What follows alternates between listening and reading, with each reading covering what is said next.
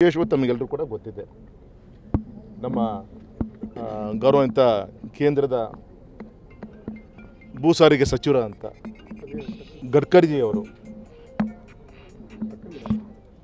14ನೇ ತಾರೀಕು ಸೋಮವಾರ ಬೆಳಗ್ಗೆ ಸಾಗರದಲ್ಲಿ ಸುಮಾರು 2,000 ಕೋಟಿಯ ಕಾಮಗಾರಿಯ ಶಂಕುಸ್ಥಾಪನೆ ಮತ್ತು ಉದ್ಘಾಟನೆಯನ್ನು ಮಾಡ್ತಾ ಇದ್ದಾರೆ. ಅದರಲ್ಲಿ ನಮ್ಮ ಶಿವಮೊಗ್ಗ ಜಿಲ್ಲೆಗೆ ಸಂಬಂಧಪಟ್ಟಿರೋದು ಒಂದು 500ರಿಂದ 600 ಕೋಟಿ ಆಗ್ಬೋದು. ಇನ್ನು 1,400 ಕೋಟಿ ಅಕ್ಕಪಕ್ಕದ ಜಿಲ್ಲೆಗೆ ಸಂಬಂಧಪಟ್ಟಂಥ ರಾಷ್ಟ್ರೀಯ ಹೆದ್ದಾರಿಗೆ ಸಂಬಂಧಪಟ್ಟಂಥ ಕಾಮಗಾರಿಗಳನ್ನು ನಮ್ಮ ಸಾಗರದಲ್ಲಿ ಮಲೆನಾಡಲ್ಲಿ ಇವತ್ತು ಶಂಕುಸ್ಥಾಪನೆ ಆಗ್ತಾಯಿದೆ. ಹಾಗಾಗಿ ಒಂದು ಯೋಗ ನಮ್ಮ ನೋಡಿ, ಒಂದು ಹಿಂದೆ ಗಡ್ಕರಿಜಿಯವರು ಯಡಿಯೂರಪ್ಪನವರು 2019ರಲ್ಲಿ ಆ ಶರಾವತಿ ಮುಳುಗಡೆ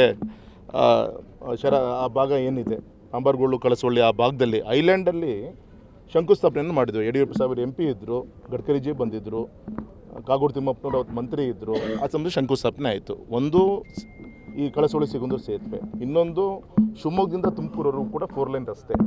ಇದು ಎರಡೂ ಕೂಡ ಒಂದು ಹಂತಕ್ಕೆ ತಲುಪಿರೋದು ಅತ್ಯಂತ ಹೆಮ್ಮೆ ಪಡುವಂಥ ವಿಚಾರ. ಮತ್ತೊಮ್ಮೆ ನಮಗೆ ಯೋಗ ನೋಡಿ, ಇಡೀ ರಾಜ್ಯದ ಕಾಮಗಾರಿಗಳು ನಮ್ಮ ಶಿವಮೊಗ್ಗದಲ್ಲಿ ಆ ಒಂದು ಸನ್ನಿಧಾನದಲ್ಲಿ ಮತ್ತೊಮ್ಮೆ ಇವತ್ತು ಶಂಕುಸ್ಥಾಪನೆ ಆಗ್ತಾಯಿದೆ.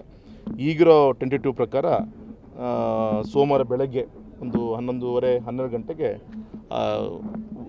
ಫಿಸಿಕಲ್ ಆಗಿ ಆ ಬ್ರಿಡ್ಜ್ ಹತ್ರನೇ ಹೋಗಿ ಅಲ್ಲಿ ಉದ್ಘಾಟನೆಯನ್ನು ಮುಗಿಸ್ಕೊಂಡು ಆಮೇಲೆ ಸಾಗರಕ್ಕೆ ಬಂದು 1 ಗಂಟೆ ಅಷ್ಟೊತ್ತಿಗೆ ಬಹಿರಂಗ ಸಭೆ ಈ ರೀತಿ ಯೋಚನೆ ಮಾಡಿದೆ. ಏನಪ್ಪ, ಸಾಗರದಲ್ಲಿ ನೆಹರು ಮೈದಾನದಲ್ಲಿ ಕಾರ್ಯಕ್ರಮ. ಇದಕ್ಕೆ ಆ್ಯಸ್ ಪರ್ ಪ್ರೋಟೋಕಾಲ್ ರಾಜ್ಯ ಸರ್ಕಾರ, ಕೇಂದ್ರ ಸರ್ಕಾರದ ಅನೇಕ ಚುನಾಯಿತ ಪ್ರತಿನಿಧಿಗಳು, ಮಂತ್ರಿಗಳು, ಮುಖ್ಯಮಂತ್ರಿಗಳು ಎಲ್ಲರೂ ಕೂಡ ಈ ಕಾರ್ಯಕ್ರಮದಲ್ಲಿ ಭಾಗವಹಿಸಿ ಒಂದು ಹಬ್ಬದ ರೀತಿಯಲ್ಲಿ ಈ ಒಂದು ಆಚರಣೆ ಆಗ್ಬೋದು ಅಂತ ನನಗೆ ವಿಶ್ವಾಸ ಇದೆ. ಆ ದಿಕ್ಕಲ್ಲಿ ಎಲ್ಲ ತಯಾರಿಯನ್ನು ಕೂಡ ಸರ್ಕಾರನೂ ಮಾಡ್ತಾ ಇದೆ.